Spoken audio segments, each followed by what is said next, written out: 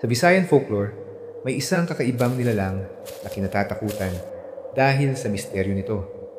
Ang sigbin, isang halimaw na madalas inuugnay sa mga aswang, ay sinasabing lumalabas tuwing gabi upang sumipsip ng dugo ng mga bata at hayop.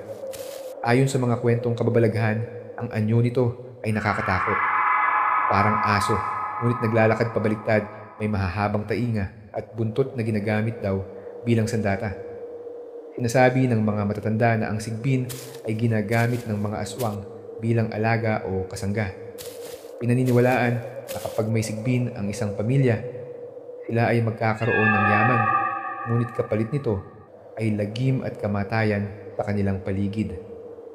Sa ilang bahagi ng Visayas at Mindanao, ang alamat ng sigbin ay nagiging paliwanag sa mga biglaang pagkamatay ng hayop o pagkawala ng bata sa komunidad.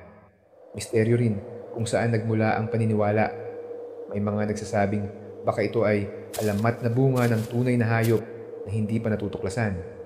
Ang tanong, ang sigbin ba ay katang-isip lamang o alaala ng mga nakatagong halimaw sa ating kasaysayan?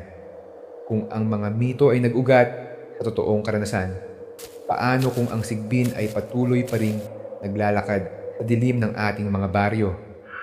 Sundan ang alamat at lagim para sa mas marami pang myths, legends, at Philippine horror stories.